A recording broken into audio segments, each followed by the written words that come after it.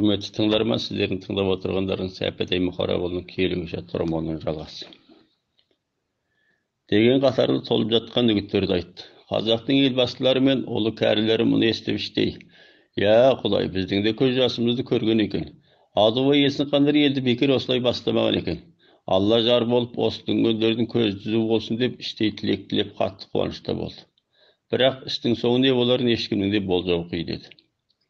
Қызмет группасы жоғарыдағы үгіттерін айтып, елгіңізді орнықтыра жүріп, Мажингі атты мықтыға 25 әскерін қосып беріп, от басы ошақ қасына дейін барып, жән санын, мал санын, оқ мылтық, тайыл таяғына дейін қалтырмай қаттап шоттап алды.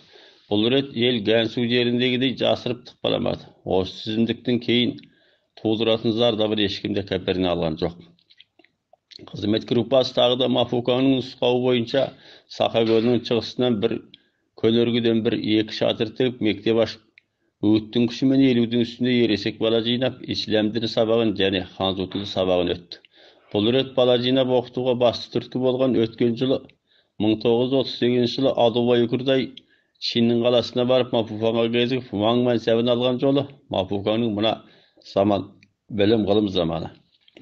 Сендер қазақтар балаларыңды оқытып білім алғызбасаңдар, еліміздегі көп санды ұлт ханзу тілін игермесеңдер, мәңгі тау-таста тозып, басқа ұлттардан мешеу қаласыңдар. Сондықтан өздеріңіз бас болып мына қаладағы түнгі мектебіне бір қанша бала жиып беріңіз.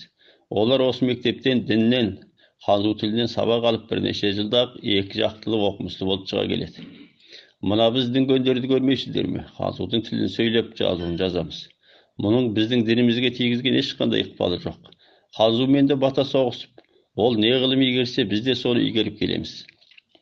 Осы тілдің арқасында менің ұлы әкем Чин патшасының ордасына көп жыл ат арба айдаған. Соңында әуелі әйел патша Сышиға арба айдаған. Сол орда рухының әсерінде мені көп оқытты. Ел басқарып әскер ұстауға баулыды. Сіздер осы өңірде ел болып тұрақтап тұратын болсаңыздар, біздің тілді үйренбей болмайды. Егер ересек ұлыңыз болса, 3-4 жыл оқып шыққан соң өздеріңізге серік болып осы елді басқаратын сол болады. Тіпті үкіметтің әкімшілік қызметіне тағайындауымызға да болады деген насихаты бойынша Алубай көп жылдық жан жолдасы Сегізбай Тасбекі Көжбанның 10 жасар ұлы Шаймарданды қосып, өзінің 10 жастағы ұлы Хамиді Чиннің қаласындағы дүнген мектебіне оқуға жіберген болды.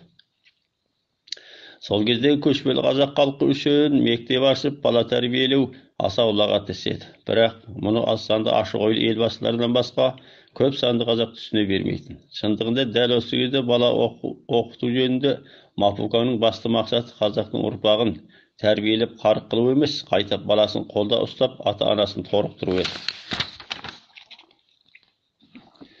Қызмет группасы ел арасынан қайтарларында жағдайларыңызды өлкелік үкіметке мәлімдеп, астық, чай, бұл қатарлы қамқорлық бұйымдарын жеткізіп береміз деп елді көңілдендіріп кетті.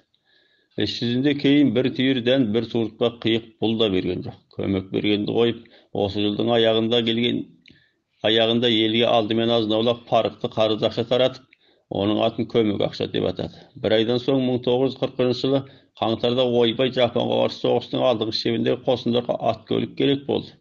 Біздің Шинхай өлкесіне пәлен ат міндет түсіпті.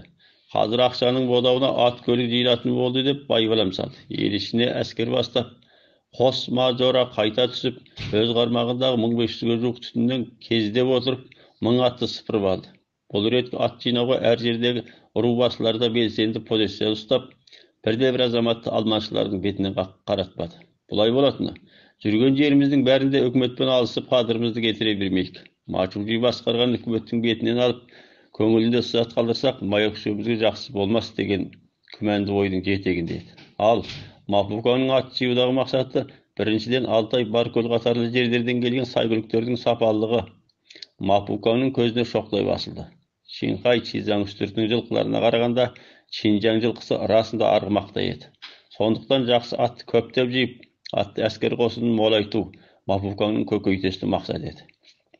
Екіншіден, қазақ елінің ат көлігін амалын тауып, өз қолына түсіріп, қазақтардың қанатын кесіп, аяғын қиып, көші-қон жортуыл өзара хабарласуын азайтып, қазақтардың бұрынғыдай өлке аттап, жосып жүруін барынша тежеп, белгілі көлемде тұрақтандыру мақсатына жету еді. Үшіншіден, Есіқан сияқты мықтылардың Kol jiyip, asker ustab, özüne xawp töndürүүнен saqtanıp bolatyn. Mahfukanğa hoşemet. 1939 yıl kazanda Şinkayga soňgy gelgen elbaslar Jontawdy kar baspay turup, alystan aňsap gelgen Mahfukan töregaga ertelik barıp yüzdesip, tartu taralyk usunup, awup gelgen eldiň haljaýynan, konuş jaýlymynan dätlerini aýtyp, jeldi hökümet moýundaýtyn mensep lawazymlaryny anykdatyp aluga söz biriktirip, daýarlyk görgen edi. Bular negizgi elbaslar kelip ornalaşyw bilen homakdy top bastap jolga çykdy. Wäde boýunça her yerden çykyp 3-nji güni Şinkay gölüniň çygyş çelkesindegi Teris Akba özençesiniň boýunda bas gosdy. Bul topda elbaslardan Bazarkul Zäýip Älimbek, Iteli Soltan Jarip Irgaýbay, Uwak Äýembet, Karakas Ziyadan Smagul, Jädik Sabyrbay Omar Ilyas, Sarvas Äbilgaýır, Molky Alpys Kärştay, Hazybekde Mardan gatarlylar bar bolatyn. Jalpy topdyň garasy mol. 180'nin üstünde jam bolgany men köpçançysy kalaga astyk şay kezdemi alıp kıskamın jewge kele jatkan bazarçylar bolatyn. Bulardyň aýdagany iri gara usak maly da bir neçe qoraýdy. Konalkyda baslaryna panah köşkende tüýege komdyk bolarly gonçakdy kişilik üýlerde bar edi. Eki majora el işine gelgende elbaslary Mahfukan Toraganyň minez gulkun neyni gumarsyp neyni jaktyrtpaýdyny da gazbalap ogsgan. Sonda eki jora Maçuji 5 wagt namazyny kazaja bermeýtin, dinkor askeri tertipke katan, aýtkanyna keltirmey koýmaýtyn bir moýun adam. Olgusynyň bir neçe jerde yegis alaňy, mal fermalary bar. Halada bir gança jerde ölkön sawda düköni bar. Oraýy gelse halkaralyk sawdaga da aralaşyp turasyn sawda joluna jüýrük adam. Ondan soň önerge syýapat görsetip oturasyn sawukçyl, äsirese bögde ultlarynyň ämbiýine gyzygyp, taryhy materiallar izleşdirip körüp jüreten adam degen. Osygan ora ýurubaslar saýgyly at bagaly aň terleri, altyn gümüş kaly gilem, okaly ton, oýly sırmak degendey tolup jatgan tartywlar daýarlaw bilen birge ýer işindegi äňçi güýçlü önerpazlarda da sarapda bertip algan. Olardyň negizgileri atakly syzgyşy Muhammady Ýelikbay oly, äňçi Jakyp Babyk oly, Biýsol Dalbay oly, Külende Älip gyzy, Jakşa, Akşa Tasbigi. Külende Älip gyzy, Jigan Buratay gyzy, Jakşa, Şotkara Sarbas. Jane bir gança kökbarşylar men balwanlar da bar edi. Bul top aýtarga selam desüçler bolgany men syrtay garaganda Kazakyň Sakarada şagyn selebetli köşündey artyny tartyngan töwel bir ýer toýluk kiyimlerini giygen azamatlar sirakda mırış mıltyk asylyp kulun sawur jibek jal saýgylyklerin jün jyltyratyp bab men katyryp mingen. Sen saltanaty burun görmegen zaňzular men kançy düňgönlerge asa aý barada da jarasymdy göründi. Neşe günlük saparda jol jönököy taňyrkagan bögde ultlar sokbaktyň iki jagynda kögönlegen koýday kaz gatary men jarlyp durdy. Konalykly jerlerde de körürmenler gapdady. Sonu men bul goş Çiniň galasynyň tüstügündegi Riyosha taýynan asyp, Huang Yuan awdanyny basyp, Hongshui özen kuldap Çiniň galasynda batysyndagy özen boýuna baryp düşdi. Ertesi rubaslar at goşularyny ertip, tartu taralgylaryň artyny tartyndyp Aduway men Eskandarga arbaga oturup elek bolmaýak öz at kölükleri men sartyldatyp kalaga girdi. Kala halky men askerleri de sasgarakda kalganday boldy. Jol baslap gelgen Moňgul bulardy töte өлkeli hökümetiniň ülkön darwazasynyň aldyna birak akeldi. Ahwaldy gusgan hökümet daýaşylar at goşulardan at kölükdi keyin gaýtaryp özlerini karşy alyp awladagy meýmenkanaga ornalaşdyrdy. Mahfukanyň bul komakly topçy kabuldaw tertibide aldygy iki top bilen Jakşa, Aduway Eskan topu bilen. Aldygy iki top bilen oksas boldy. Ülkün besinden soň kölemde karşı alu konagasyny berdi. Mahfukan özü karşı alu lebizini bildirdi. Mahfukanyň karşı alamyz, kalçyraýmyz, kömekleşemiz, jaýlym şegin anykdap beremiz. Müsapir miskinlerge garaýlasamyz degen balday täti sözleri bilen aspa töktaslar kanına konaklar, kazaklar eresen gowandy. Katçylar er rubaslarına Matorogaga sungan tartywlarynyň zimdigi de jarýalap ülgürdi. Til üýretin türlü jemiş şyrynlaryny kazekingler kymyşça simirdi. Bunday kala medeniýetindegi syýapatly burun görmegen köp sady urubaslary sapga ustay almay, hurmaçlarda aşyrkanyp, kögönüşlerde jirkenip degendey talay kızyklar bolup jatdy.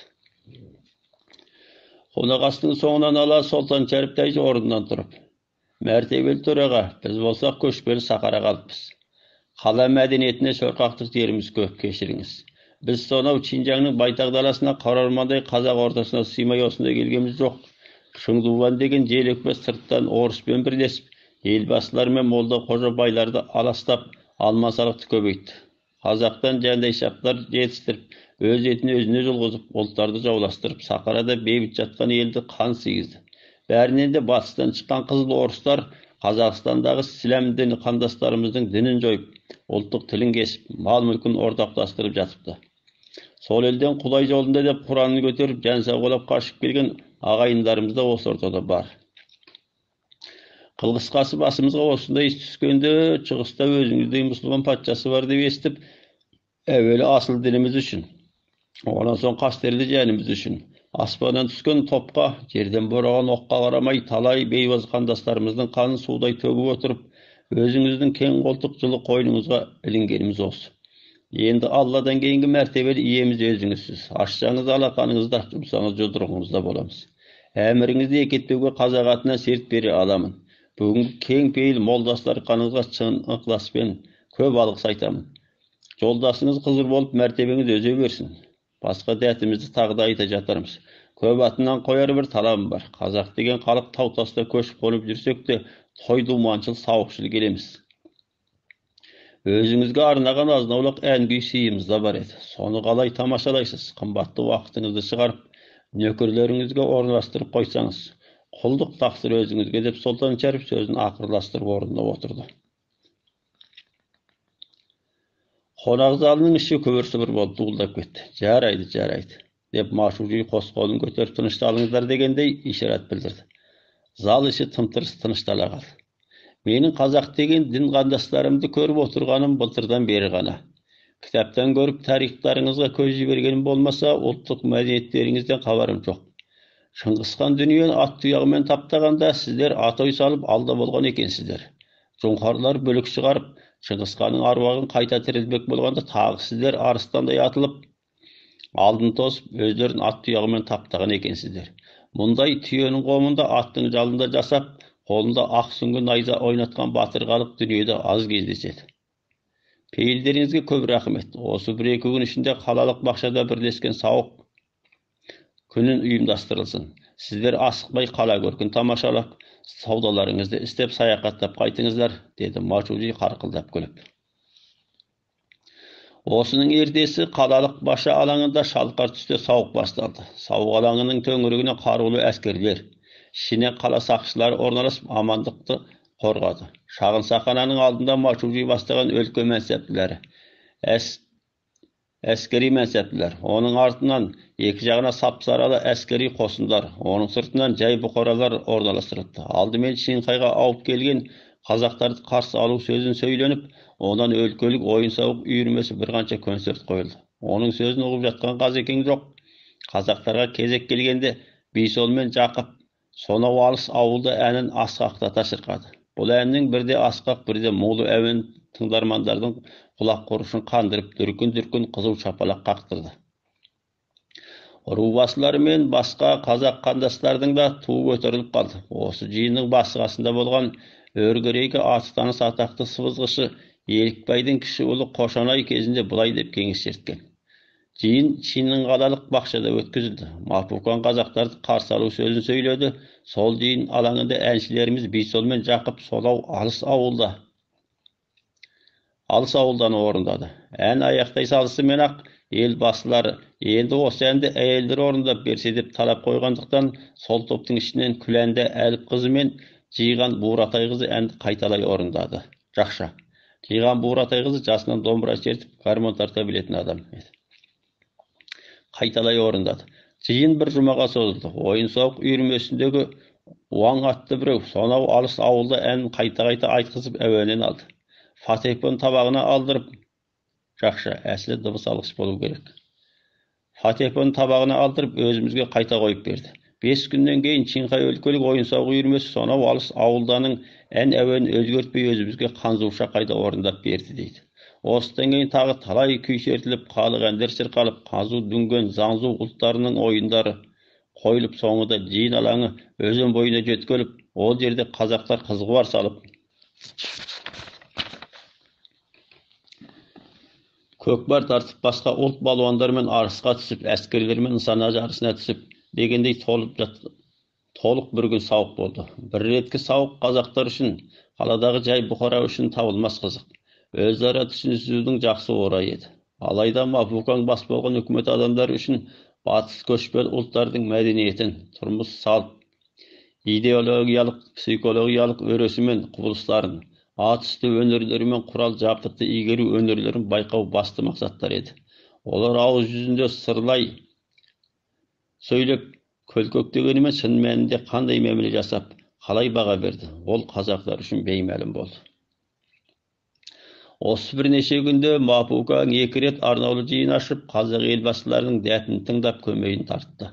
Ауған елдің айтар дәті қашанда сол қоныш жайылым жайы, елдің ашарық күйі, алма салықтың ауырлығы, тұрғын болған қатынас қатарлы, одан қала берсе рубасылардың мәсәптері мен прават шегі анықталды. Мұның бәріне айтарға теріс жауап болмады.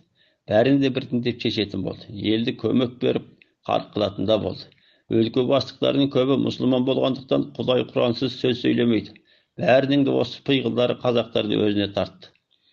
Жән жүйелерін ұйытып жіберді. Мұхаммед ғалайассаламның осындай адал мүриттерінен кейін келе сертінен бас тартып, Құранға шет болатын сатқындар шығады деп, оларға тірі пенденің кәдік келтіруі де мүмкін емес еді. Осы жиында Мапуканың дәп басып жасаған бекімі мынау болды. Бірінші, Шеңқайға көшіп келген қазақтар қазіргі орналасқан көлемде мал бағып, жан бағасыңдар. Малы жоқтар құржаларға араласып, тың ашып, егін салып, сауда істеп жан бағасыңдар. Кәсу жерінде қалған қазақтарды да Шеңқайға көшіреміз. Екінші, әр ұру түтін салына қарай бұрынғы тәйжі үкірдай залыңдар орнын сақтап, кем орындарын ұру ішінен толықтап үкіметке мәлімдейсіңдер. Өлкелі үкімет сонан соң тағайындау куәлігін береді. Бұл орындар Шеңқайда жолға қойылған баужия орындарына тең болып, әр орындағы мәнсәпті өз көлеміндегі елін, ауылын басқарып амандыққа, үкімет алман салығына заң ережелердің атқарылуына кепілдік етеді. Үшінші, халыққа парықты қарыз ақша таратылып, халықтың өндіріс тұрмысын сүйемелдейді. Жақсы, бұл жоғарыда баяндалған. Төртінші, осы құста әр рудың мергендеріне лайықты оқ мылтық таратылып, 1000 құланның терісін үкіметке тапсыруға міндет аласыңдар. Үкімет тері бағасына 2 ақ қойчан береді.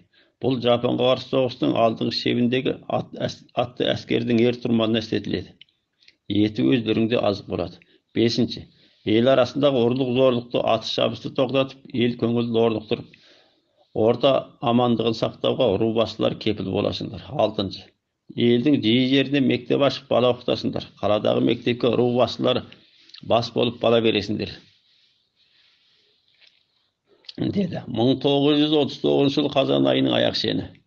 Осы жылы Шеңқай үстіртінде жай түскен алғашқы қар Шеңқай көлінің бас аяғындағы тау тасты басып қалды. Күннің суығы көңілді қайтқан базаршыларды қамықтыра алмады. Айдаған мал жетектеген аты жоқ. Бәрі де салт бас сабау қамшы дегендей топ-топ болып қаладан көрген білгендерін кеңес қылып сауда саттықтарын айтысып келеді. Елбасылар көбінде Мапукаңды мақтап, оның төңірегіндегілерді сөз етіп келе жатты. Базаршылар Шеңқай көлінің оңтүстік жағасына келгенде қарттайжы зәйіп дыбыстап жүргіншілердің алды-артын төңірегіне жинап алып, ой жамағат, осы біз қайда келеміз? Төңіректеріңе қараңдар. Мына көлдің жағасы бар көлдің жағасына ұқсай ма қалай? Мына сары жазық сауырдың сары төсінен қандай? Алдымызда көрінген анау Ақшоқы Алтайдың тауларының қай жағында өзі? Шіркін табиғаты атамекенде, көзіме ыстық басылып тұр. Қайран атамекен ай десеңші. Табиғат жарықтықтың қанша бауырына тартқанымен осындай сары төстерде отыратын ақтөбедей үй қайда? Қосыр көшті желмая, сабалы емчек қоңыр сиыр қайда? Ой, дүние-ай. Қара ормандай қазаққа енді қосылу қайда? Аса қайрат тас жарады, тас жармаса бас жарады деген екен бабаларымыз. Сонау Алтайдан аса қайратқа сеніп бар көлге, онан астамсып Кәсу Шеңқайға келдік. Тек бас жарылмай тас жарылсын. Бұрынғы соңғы үкіметтің бәрінің де тілі майда, ісі қатаң. Айтқанға айрандай ұйтқанымен атқара келе айбарынан ызғар төгіп тұрушы еді. Ақсақтың аялына баққаннан басқа не шара? Кәрітайжының іштей күйзеліп келе жатқаны көпке аян болды. Ат аяғының дүбірінен басқа үн шығарған пенде жоқ. Жүргіншілердің бәрі де жан-жағына көз салып, ақылай үкілей бастады. Іштей ел мен жерді сағынып күйзеліп кетті. Бағанағы ыртың-жыртың су сепкендей басылды. Жол жағасы қора-қора, ұзын сирақ, ербең мүйіз, заңзу чипан қойы, табын-табын қара домалақ сарлық. Жылқы көп көрінбейді. Түйе атаулы көзге чалынбайды. Кез келген жерде заңзу малшыларының қара жампаны. Өңі түсі, киім кешегіне дейін бөгде ұлт. Қысқасы табиғаттан басқасының бәрі бөтен. Әлгі Жақып пен Бейсол қайдасыңдар ей? Қастарыңа ана екі келіншекті алып, Жақша күләндемен жиғанды меңзейді. Қастарыңа ана екі келіншекті алып, әне бүгінгі әндеріңді тағы бір шырқаңдаршы. Мұхаммедиде сыбылғысын қоссын, қалай екен? Баркөлден шыққалы көңілім тап бүгінгідей бұзылмас. Болмаса сағынышқа сеп болар ма екен деді кәрі тәйші сөзін жалғап. Үні дүрілдеп зорға шықты. Сақалын сипаған болып, көз жасында бір сипап алды. Сонау алыс ауылда қалдау сүйген жары. Қош дей алмай аттанарда кеттім ынтызар. Кер баланың чөліндей құлазыған кең деуші еді. Бұл дүние не деген тар қайран жалған. Жақып пен Бейсолдардың әні алды асқақтап, ортасы мұңлы. Соңы қайырмасына діріл араласып, үзіліп барып тоқтады. Екеуі де көздерінің жасын қамшы дізгін қажаған сыры алақандарымен сүртіп жіберіп. Алтай тақыр шетіне жетеміз бе? Құлагерат аяңдайды тепеңде. Әрең тапқан алаштан дегдарымен бір көрелмей жүзіңді кетемін бе? Қайран жалған. Күләндемен жиғанның әні әрі тұнық, әрі мұңлы, тіпті сыңсып кетті. Оған Мұхаммедидің сыбызғысы қосылып, дәтке қуат зорға келе жатқан елдің жүрек жарасының аузын онан ары тырнап, тіпті үлкейткендей болды. Қазақ көшін тамашалаған заңзулардың да тобы молайып, базаршылардың артынан қалмай еріп, әнді тыңдап келе жатты. Көккөлдің жағасы бір мезет күңіреніп кеткендей сезілді. Соңғы бір шумағын 4 әнші қосылып шырқады. Басқалар да ілесіп білгендерін айтып келеді. Көш асады қайқайып Қадылтаудан, егей еледік біз нар сауған. Айрылдық па шынымен туған жерден, бота боздап сорлаған ел көшіп ауған, қайран жалған. Көккөл жағасындағы ат үсті қор, сонау алыс ауылда әні, міне осылай шырқалып, елден жерден ауған қазақ елінің бір мықтысының мұңымен зар басқан жүрегінің сағынышын қылын осылай аяусыз шертіп, аяз торған жүздерін жаспен жуып, көк аспанға ұласып жатты. Бұл осы әннің сонау алыс ауылданың ауған қазақ елінің азаматтарын екінші рет жылатуы еді. Бірінші рет жылатуы жөнінде тағы Қошана Ерікбайұлы 1939 жылы Гансудың Сұр өзенінің бойында Жәнтеке ішіндегі атақты бай Қазыбек Босжанның асы берілді. Осы аста ат жаптырылып, әнші күйшілер өнер көрсетті. Атақты сыбызғышы Мұхаммеди Елікбайұлы сонау алыс ауылда әнін сыбызғымен орындады. Туған елін, жерін сағынған қариялар көздеріне жас алып, бүкіл ел жылағанда елбасы зәйіптейді. Елді жылатып, өткенді еске түсіргенің үшін деп Мұхаммедиге қаракөк ат мінгізді деп көргенін кеңес еткен. Елбасылар мен базаршылар елге келген соң елдің көңілі біршама орнығып қалды. Жерлік үкімет пен тұрғын ұлттармен қарым-қатынас да қоюлай түсті. Ендігі ел ішіндегі басты кеңес пен қайшылық бақталастық мәнсап болды. Бұл Мапуканың қазақ елінің ішіндегі қайшылықтан пайдаланып, бір жағынан ел ішіндегі өзіне жалынышты саққұлақтар тобын көбейтіп, елдің ішкі ахуалын игеру болса, екінші жағынан қазақтарды өзімен өзін тежеп, ортасында даушарға билік айтып, өз айбарын асырумен бірге мол жем түсіру үшін тастаған саласынан қозданған өрт еді. Әр ру іштеріне неше рет бас қосып, кейбіреулер бірлікке келе алды, кейбіреулер бірлікке келе алмай істің соңын созып тастады. Ал кейбіреулер астанда адамдар бас қосып іштерінен біреулеріне мәнсап атап қойды. Мысалы, Сабырбайдай беделді ақсақалдары бар Жәдік руы тез бірлікке келіп, Сабырбайдың беделіне ұлы Құсыманды Тәйжі, Омарды Үкірдай, Ілиязды Дарғы, тағы бір қаншаларды Залың, Зәңгі атады. Молқы жағы Алпысты, Сақадағы сарбастар Түсіпақынды Тәйжі атандырды. Омар шайт болған соң Жәдік жағы Көкейді Үкірдайлыққа қойды. Алпыс Есінқамен бірге сыртқа кеткен соң Молқылар Салақиттанды Тәйжі қойды. Ал басқа руларда түтін санының аз көбіне қарамай, өздерінің атқа мінген беделді азаматтарының орнын көтеріп, белгілі мәнсап лауазымдармен атады. Gansuda қалған қазақтарды жерлік үкімет қаратып қойған жоқ. Отырған қоныстарына қарай лайықты мәнсап атады. Мысалы, Гансудың Ойырқын Тула төңірегінде қалған қазақтарға Нұрғалиды Шақабай Зунгуан қойды. Онымен 1937-1943 жылға дейін ауған ел ішіндегі шым-шытырық қалың мәнсап осылай тумандап, мән-мағанасыз өсіп өрбей берді. Мәнсәптілер мәнсәбінің буына мастанып үзеңгі қағыстырса, жаймалшылар кімнің сөзін естіп, кімге бағынарын білмей басы қатты. Жәдік қатарлы астанды ұрулар үкіметке көз көрсеткен ұру басыларын мәлімдеді. Көп санды ұрулар бақталастықпен болып мәлімдей алмады. Іс жүзінде Шыңғай өлкелік үкімет ешкімге де материал түсіріп, тағайындау куәлігін таратпады. Бұған басты себеп болған осы қыстан, яғни 1939 жылдың желтоқсанынан бастап ел ішінде белең берген ұрылап кетті, алып кетті, атып кетті, шауып кетті қатарлы болмыстар мен тұрғын ұлттардың елбасыларымен болған ішкі қайшылықтың асқына түсуі қатарлы жайттар еді. Бір бөлім ауылдардың батысқа бөлініп қалу себебі. Гансудың Хыши районына ауып келген 4 топтағы қазақ ауылдарының орналасу жағдайын жоғарыда баяндаған едік. Батыс бөлектегі қазақ ауылдары дегеніміз сол кезде Сұр өзенінің батысындағы Әнши, Дұңқуан аудандары мен Суғи Моңғол басқармасына қарайтын Қашқарбел, Құлансу, Сарғалжың, Қалтын, Қайыз қатары жерлерге орналасқан ауылдарды меңзейді. Жәнтеке ішінде Есдәулет Тұңғышбай 1924 жылдары Жәдік Атшыбай ауылымен бірге Гансуға келіп, 1927 жылдары Шинжанға қайтты. 1937 жылы Барқы Зайып Тәжінің ауылдарымен бірге Гансуға өтіп, Гансу үкіметі басқа елбасыларына түгел мәнсап бергенде, Тұңғышбай мәнсап алғанды қойып, қолға алынбаса да шекесіне шор-шор алтын деп. 1927 жылдары Мажың тауына үкіметтің кіресін тонаған қайта Құлзау нысайын байқатты. Тұңғышбай осыдан соң Зайып ауылына бөлініп, Барқы, Мағзұм, Құлмет ауылдарымен бірге батысқа тартып, 1939 жылдары үлкен кіші Қосқалтынды мекендеп жүрген еді. Мағзұм Алтайдың 5-600 тегене құйрық қызыл қойын аман-есен Гансуға айдап келіп, жақша Зайып тәйжімен бірге келген. Айдап келіп, басқа ел бір-біріне қара тартып, шығысқа тартқанда сол малының қамын ойлап, тар өрістен кең шер артық деп Тұңғышбайға ілесіп, осылай келген болатын.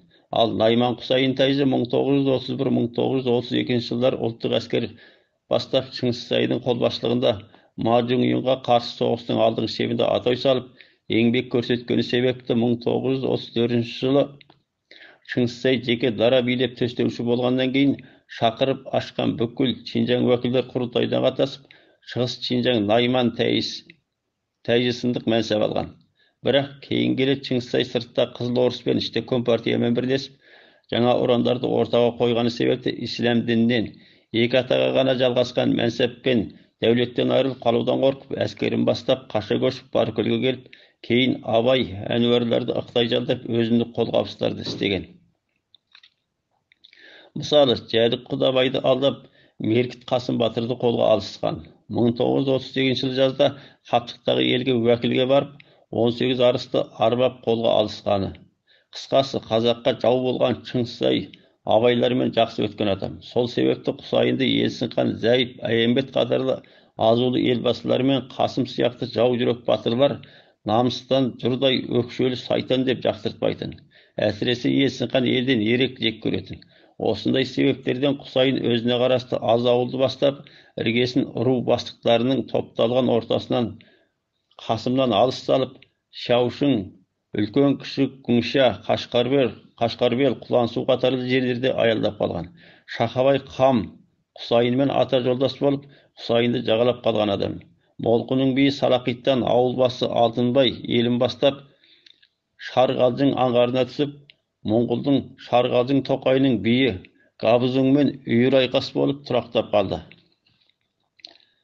Ауылдағы бос азаматтар Шарғалжың жүйрік басындағы Дашұйқыдан алтын қазған Дұңқуандық дүнгендерге жалшы болып, азынаулақ тиын тебен алып, жән бақпақшы болды. Осы елдерде де көптеген шабан-шалаңдар Моңғолдың малын бағып, өздерінің 15-ті ешкі лағын соған қосып, сауын сауып, күн алдап отырды. Уақ мүлік зәйіп, Қасым елмен бірге Гансу жеріне келгеннен кейін Тұңғышбай ауылымен бірге Сарғалдың тауларында жылдың үстінде отырып, 1939 жылдың басынан бастап Бесбастау, Қаратас, Сансанқұл қатарлы жерлерде отырды. Мүлік қашанда шағын ауылын бастап елден чет қонып, қиыр жайлап, ел ішінің бәкін чүкін өсек аяң бақталасты қайшылықтарына араласпайтын. Аса қырағы қос құсуйқы жәнеді. Тағы Шақабайдың Қарабиі Қабдыл жақша, ел Қызылкөз Қабдыл дейтін. Қарабиі Қабдыл туысы Нұрғали Күрдаймен отаса алмай, аз ауылды бастап, осы ауылдармен қанаттас жүрді.